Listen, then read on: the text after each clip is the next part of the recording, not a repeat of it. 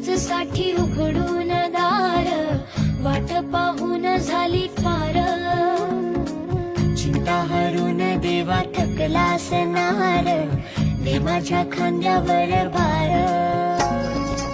थोडा इथं टेकून जा, घास खाऊन